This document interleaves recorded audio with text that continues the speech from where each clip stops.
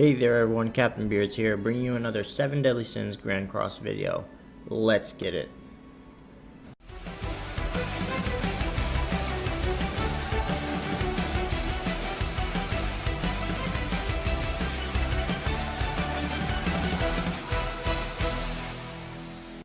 Alright guys, so we're going to be talking about MILIM. Now MILIM is going to be the demon lord from that time I got reincarnated by a slime.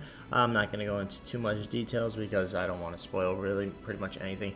It's already a spoiler knowing that she's the demon lord. She's a demon lord. So, but besides that, let's go over her moveset, and then I'm going to tell you guys pretty much how I'm going to build my MILIM, going based off of her moveset and pretty much what I need. Has a blue unit. She's actually the perfect blue unit. What I kind of need her for, you know, King being the kind of support type, a little bit of damage too, and then having my Rimuru has my attack type, you know, and then I don't really have a blue unit that's really heavily based off of crit. Yeah, you got Slater, but if you're like me, you haven't really invested in your Slater, you kind of been waiting for another blue unit, then you're in luck, because MILIM I think fills that gap. And it's going to be kind of trippy, you know, if you are playing King, Rimuru, and MILIM here, that means you're going to have a full team of blues, so be very cautious about that, because that means Bond might try to eat your soul in PvP. So make sure you have a red unit that you are working on. That's where the other dude comes in, Beardzz, whatever his name is.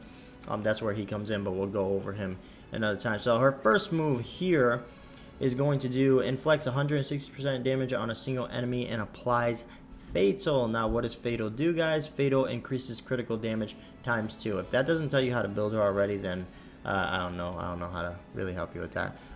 Number 2 on that is just going to be does 240% damage, and number 3 on that is just going to do 400% damage. So nothing too big there. Now it is a lot of damage on a single enemy, and it's just going to do a little bit more if she's based off a crit. So make sure you guys understand that. I'm already kind of giving you hints here on how I'm going to be building her. Next move here, let's see. At 1 star, inflicts 60% damage to a single enemy and seals ultimate move for 1 turn, which disables a type of skill. So 60% damage is not a lot, guys. What you're using this move for at bronze level here is pretty much for that seal. That's all you're going to be using it for. Other than that, you're not really going to use it for the damage. Number 2 here, 2 star, inflicts 200% damage to a single enemy and seals ultimate move for 1 turn. So that's when it's that jump here from bronze to silver here. I think they need to probably fix that or do something about that, because 60% to 200% is just way too different, right? I think number of bronze here should be at the least 100%. Then 200% is completely okay. And then again, seals ultimate move for 1 turn. Now 3 stars a little bit nice, right? It's one of those things where it's like you really want to partner her up with Gother, because if you get this at 3 star, you're gonna piss the enemies off. Inflicts 200% damage to all enemies and seals ultimate moves for 2 turns. So not only does it change from single target to AoE, but it also goes from sealing for 1 turn to sealing for 2 turns, and that's on all the enemies now. So this right here is her bread and butter move, guys. Make sure if you have Gother, power this move up, because you're just gonna stop people from wreaking havoc on you. So yeah, but like I said, the gap from bronze to silver is a little bit, you know, 60 to 200%. That's a little bit weird. And then her ultimate move here is called Detonation, which inflicts 350% damage to all enemies and applies Detonation. Now what does Detonation do? Let's take a look. Additional 15% damage per ultimate gauge point the target has. So you want to make sure, guys, that if you use her ultimate, set it up. So what I mean by that, guys, is wait until the enemies have a lot. Wait until the enemies are pretty much about to use their ultimate on you. Once you see their ultimates pretty much almost full, then you use her move, because not only is it going to freaking do 350% damage to all of them, but it's also going to do extra damage, 15% extra damage per ultimate gauge point the target has. So let's do a little quick math here. So what that means, guys, is she can do, if you let the enemy get pure full ultimate gauge, right? So that means 5 ticks, right?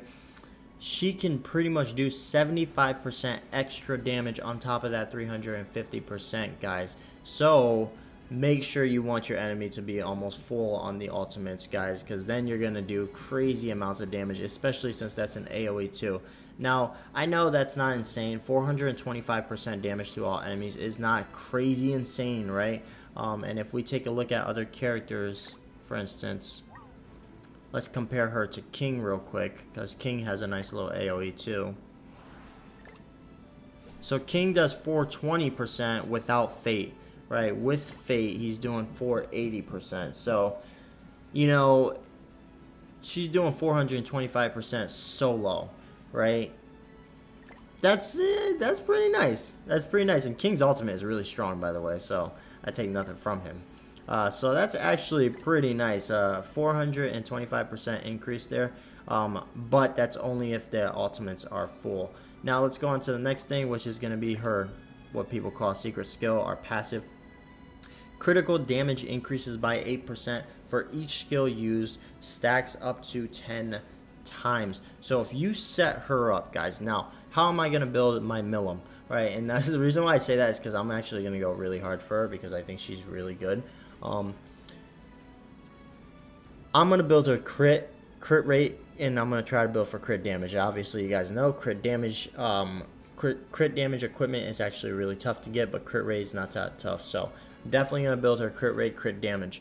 Now, you want to set her up in a way that you're pretty much doing a lot of moves before you go and hit her main special, her ultimate. Because what's going to end up happening, guys, if you end up critting with her ultimate while the enemy has their boxes ticked off and she's doing that full 425% damage to all enemies, and those crits go off, with this passive here, critical damage increases by 8% for each skill used.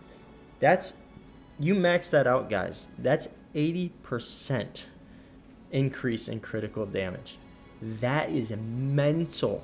I mean, mental. The damage she's going to do when she does an AoE move. And we don't even have to take it to her ultimate. Let's take it to her second skill here. 3-star this, partner up with Gother, 3-star this, right? You're going to get the buff from Gother, especially if you power it up to 3-star, right? You're going to do 200% damage to all enemies, and then if her passive pops off, right, and she's been doing crits, she's been doing these skills and stuff, then that critical damage is just going to increase. So this AoE move here is just going to be a nightmare. And her first skill, anything she hits here is just dead. It's just going to die. There's just no way. Because her first move here, it already does fatal, right? Which increases critical damage times 2. So pretty much if she crits here, it's going to be times 2. And if her passive has been proccing off this entire effing battle, then that's pretty much just going to be a nightmare. She's going to destroy anything in her path. I don't care what it is, right? So pull for her, guys. I'm telling you, she is going to be a beast. Now, I have not used her yet, but looking at her compared to Rimuru, she's way better than Rimuru. She is. I love Rimuru. Don't get me wrong. Don't get it twisted. I love my boy Rimuru. I mean, look at him. I got him to 5-star here. He's at 23k CP. He's my strongest unit right now. I love the boy. But I'm telling you guys, MILIM is going to come in and she's going to tear it down. Now, I have not looked at the boy yet. We're going to get there. But I don't know if he's going to hold a candle to MILIM right now because she is going to tear it down. So, guys, one day, 21 hours. Hopefully, by the time I'm making this video, that's the time. And hopefully her banner comes in that one day, 21 hours, and so that way we can all pull for her. Because I don't know about you, but I did not pull any Rimuru dupes, so your boy is definitely not going to be using no coin dupes to get her. But if she does not have a banner, guy, I can tell you one thing, guys, she's going to have a banner. 100%. There's just no way in hell they're going to expect you to pull a bunch of Rimuru dupes in order to get her. If that's the case, that would be tremendously unfair, and that would piss off a lot of people. Would probably end up quitting the game. Other than that, guys, remember to like, comment, share, and subscribe. And as always, stay positive. Peace out.